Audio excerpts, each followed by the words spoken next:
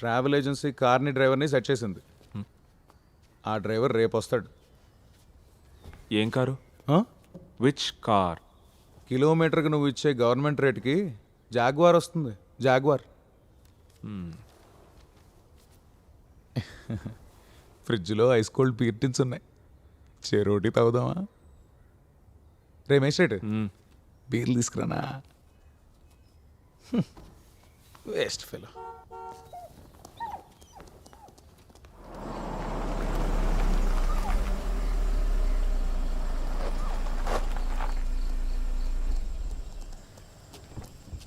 హాచు ఏంట్రా? రా.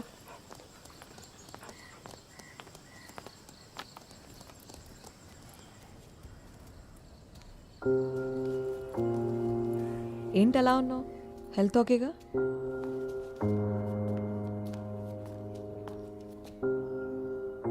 కావాలా? నాకు చాయ్ పెట్టు, స్ట్రాంగ్ చాయ్. హలో, చాయ్ కావాలా నీకు?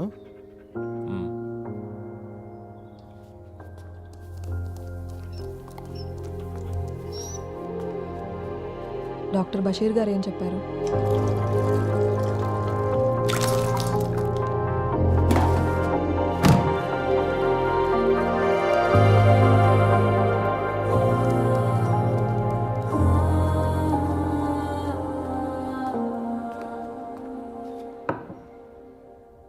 నేను ఇప్పుడే బేబీకి చెప్తున్నాను, భయపడాల్సిన పనేం లేదు, తొందరలోనే సెట్ అయిపోతుందని. ఒకవేళ ఇది ఇలాగే కంటిన్యూ అయిందనుకో, అప్పుడు మనం ట్రీట్మెంట్ గురించి ఆలోచిద్దాం. అయితే డాక్టర్ రాసిన మెడిసిన్స్ కూడా వాడక్కర్లేదు, అవునా? చూద్దాం కొన్నాళ్ళు. ఈ డాక్టర్ బషీర్ సైకియాట్రిస్ట్, నేనేమో చిన్నపిల్లల్ని ట్రీట్ చేసి క్లినికల్ సైకాలజిస్ట్ని. ఆ డిఫరెన్స్ అయితే ఉంది, మర్చిపోవద్దు. వీడు కూడా బేబీయే కదా, బేబీ కుట్టి. పిల్లల గురించి చెప్పాలంటే నిన్న నా దగ్గరకు ఒక ఇంట్రెస్టింగ్ కేసు వచ్చింది. 2nd క్లాస్ చదువుతున్న ఒక చిన్నపిల్లోడి కేసు. ఎలా చూసినా 7 సంవత్సరాల కన్నా ఉండవు. లీజర్ పీరియడ్లో టీచర్ పిల్లల్ని కథలు చెప్పమని అడిగిందంట. పిల్లలందరూ క్యాట్ అండ్ మౌస్ అని చిన్న చిన్న కథలు చెప్తే వీడేమో ఒక థ్రిల్లింగ్ మర్డర్ స్టోరీ చెప్పాడంట. అది విని టీచరు, పిల్లలు అందరూ వణికిపోయారంట. అందుకే నన్ను రమ్మని పిలిచారు. ఏంట కథ? వాడేదో టీవీలోనో సినిమాలోనో చూసి చెప్పుంటాడు. కథ చెప్పినప్పుడు కానీ తర్వాత కానీ వాడేం గిల్టీగా ఫీల్ అవ్వలేదు. టీచరు, ప్రిన్సిపల్ ఇలాంటి కథలు ఎక్కడ నేర్చుకున్నాను తిట్టినందుకు ఫీల్ అయ్యాడు. నేను వాడిని బాగా ఎంకరేజ్ చేశాను. వాళ్ళు ఉన్న స్టోరీ టెల్లర్ని ఎందుకు నిరుత్సాహపరచాలి? ఈ జనరేషన్ పిల్లల్ని చూడు. నేను చిన్నప్పుడు ఎంత ఇన్నోసెంట్గా ఉండేవాడిని. ఇన్నోసెంట్ వీడు.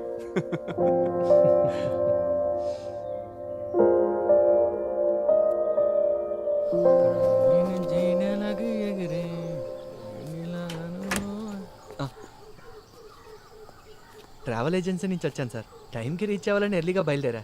మీ నేమ్ కూడా ఫిక్స్ చేశాను సార్. భయం వేసిందా? కంగారు పడ్డాను, కానీ ఒక్క నిమిషం ఏం అర్థం కాలేదు సార్. నీ పేరు అడగడం మర్చిపోయాను. కైఫ్ సార్, పెద్దాపురం, కాకినాడ దగ్గర. సరే.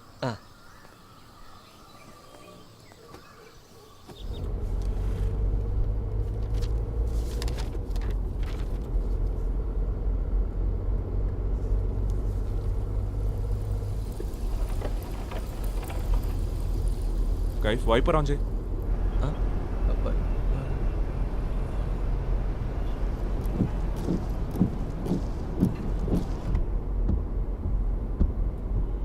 ఇది బాగుంది సార్. పగలు హెడ్ లైట్స్ వెలుగుతున్నట్టు, వర్షం లేకపోయినా wipers.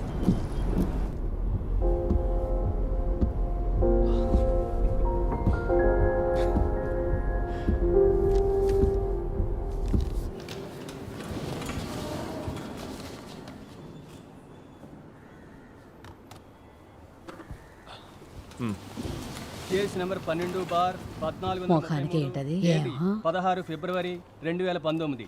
Ashwin, Ismail, Vishnu, Shyam, Satyam. Sir, college youth festival next వీకే ఉంది.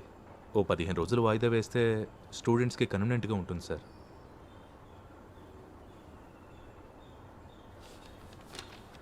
విద్యార్థులు ధర్నా చేస్తున్న సమయంలో రోడ్డు పక్కన ఆగున్న బస్సులో నుండి డ్రైవర్ని బయటికి లాగి 5 చెత్త కొట్టారు.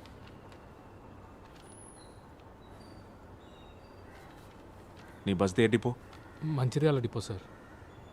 మంచిర్యాల నుంచి వచ్చావా ఈ హియరింగ్కి? అవును సార్.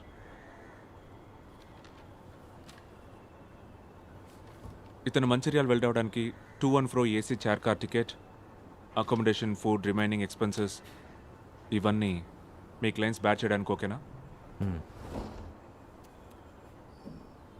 అదర్వైజ్ టైం వేస్ట్ చేయకుండా వాదనలు స్టార్ట్ చేయండి.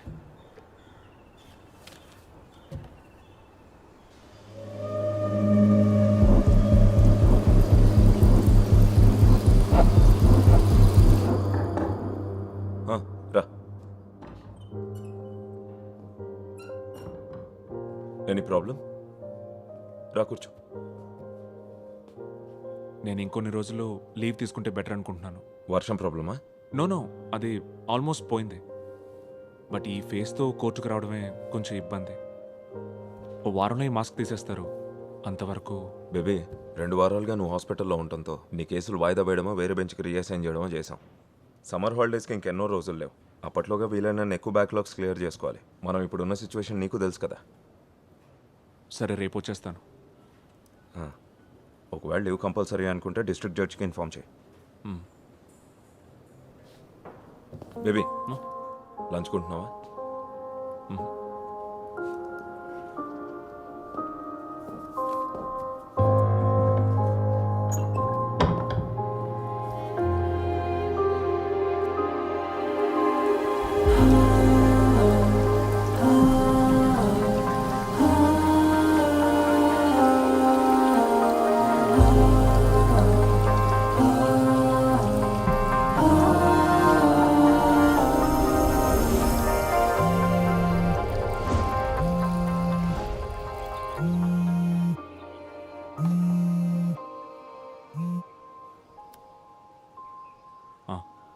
బిజీగా ఉన్నావా?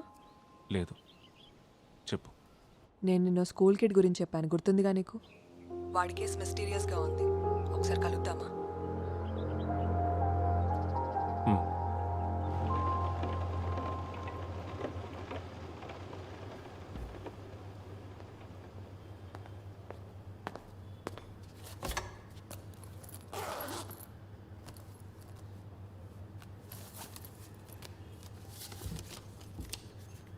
ఆ కిడ్ పేరు నితిన్. ఈరోజు వేరే టీచర్ వాడేదో రాస్తుంటే యాక్సిడెంటల్గా చూసింది. వాడు రఫ్ నోట్స్లో క్లాస్లో చెప్పిన కథను రాశాడు. Fearful story. నేను చదివేశాను. తెలుగులోనే రాశాడు. వాడి వయసు పిల్లోడు రాసినట్టే ఉంది. అక్షర దోషాలు, గ్రామర్ మిస్టేక్స్ అన్నీ ఉన్నాయి. బట్ వాడు పుట్టింది పెరిగింది అంతా బెంగళూరులో. రీసెంట్గా వాళ్ళమ్మ ఇన్ఫో పార్క్కి ట్రాన్స్ఫర్ అయ్యి రావడంతో మిట్టంలో వాడిని ఇక్కడ జాయిన్ చేసింది. నాన్న లేడు, యాక్సిడెంట్లో చనిపోయారు. అమ్మ మాత్రమే ఉంది. ఆవిడ ఈ మోషన్ గ్రాఫిక్స్ లాంటివి ఏవో చేస్తుంది. ఆ ఫీల్డ్లో ఆవిడ ఎక్స్పర్ట్ ఇంజనీర్ అంట. నేను ఆవిడకి కాల్ చేశాను. She very angry. అనవసరమైన విషయానికి ఎక్కువ ఇంపార్టెన్స్ ఇచ్చి సీన్ క్రియేట్ చేస్తున్నాం అంటోంది.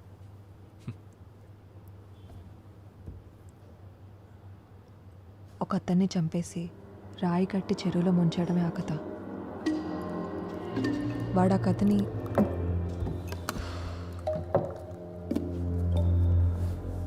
సో వాడో జీనియస్. అది కాదు బేబీ. ఆ చెరువున్న స్థలాన్ని వాడు క్లియర్గా మెన్షన్ చేశాడు. ఎక్కడుందా స్థలం? కొండకర్ల, అచ్యుతాపురం దగ్గర ఉంది. కొంచెం ఇంటీరియర్లో ఉండే గ్రామం. నేను చెప్పాను కదా, నితిన్కి సిటీలో తనుంటున్న కాలనీ తప్ప మరేం తెలీదు. అప్పుడు ఇదెలా? ఇంట్రెస్టింగ్ పాయింట్ ఏంటంటే కథలో రాసిన ఒక సెంటెన్స్ స్పష్టంగా కళ్ళకు కట్టినట్టుగా ఉంది.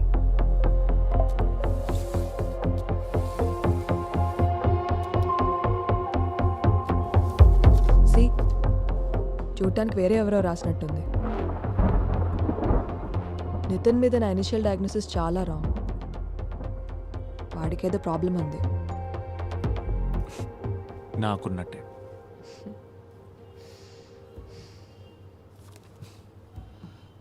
నేను వాడిని ఒకసారి మీట్ అవుతాను. ఎందుకు? ఊరికే. లా తెలుసు కదా. నేను కలవాలన్న పేరెంట్స్ ప్రెజెన్స్లోనే. నీకు చెప్పాను కదా, వాళ్ళమ్మ చాలా ప్రొటెక్టివ్ అని.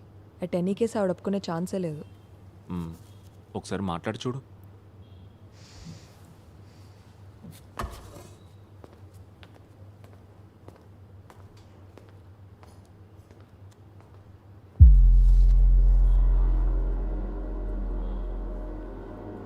నీళ్లలోంచి పైకి తేలకుండా ఉండడం కోసం శవాన్ని రాయితో గట్టిగా కట్టేశాడు. ఫస్ట్ ఆవిడ నిన్ను కలుస్తానంటుంది, తర్వాత నితిన్ని కలవాలో వద్దో డిసైడ్ చేస్తుందంట.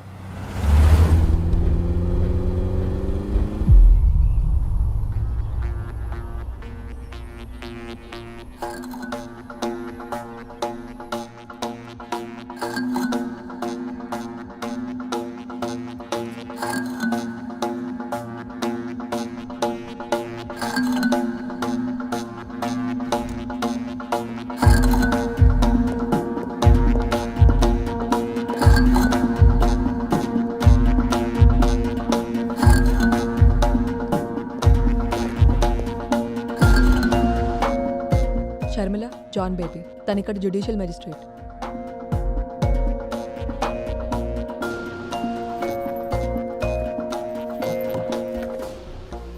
స్కూల్ వాళ్ళు సైకాలజిస్ట్ని పిలిచారంటే అర్థం ఉంది, బట్ కోర్ట్ జడ్జ్ ఎందుకు?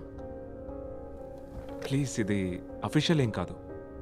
శాలిని అండ్ నేను వీఆర్ గుడ్ ఫ్రెండ్స్. మేము కలుసుకున్నప్పుడు కేసెస్ గురించి డిస్కస్ చేసుకుంటూ ఉంటాం. నితిన్ కేసు విన్నప్పుడు నాకెందుకో తనని కలవాలనిపించింది, అంతే. కేస్ కలిసాక nothing serious, just a casual chat. Mister baby, Nitin is an intelligent and creative thinking child. తనకి ఇమాజినేషన్ బాగుంది. నేను దాన్ని కంట్రోల్ చేయాలని ప్రయత్నించలేదు. ఆ ఇన్సిడెంట్ తర్వాత వాడు ఇబ్బందిగా ఫీల్ అవుతున్నాడు, ఏదో నేరం చేసినట్టుగా. You can't do this to my child. హత్యాస్థలం గురించి క్లియర్ రిఫరెన్స్ ఇవ్వటం స్ట్రేంజ్గా ఫీల్ అవడం లేదా మీరు? డాక్టర్, తను ఎక్కడో చూసినా లేదా విన్న థింగ్స్ని కనెక్ట్ చేస్తూ స్టోరీ క్రియేట్ చేశాడు. పెద్ద పెద్ద రైటర్స్ చేసేది కూడా ఇదే, అవునా? దీనంతటికీ కారణం నాకు తెలుసు. Nitin is a single parent child, అది కూడా అమ్మ మాత్రమే. కాలం ఎంత మారిపోయినా మీ సైన్స్ లా మాత్రం అలాగే ఉండిపోయాయి. నాకు కూడా అమ్మ ఒక్కతే ఉండేది, అందుకనే నాకు ఆ నిందలు ఎలా ఉంటాయో తెలుసు. షర్మిల, వద్దు. Sorry for the trouble. కానీ మీకు విషయం చెప్పాలి. నాకు అర్థమైనంత వరకు స్కూల్ లేదా డాక్టర్ అథారిటీస్కి రిపోర్ట్ చేసేంత సీరియస్నెస్ ఉంది కేసుకి. You mean police? Hmm.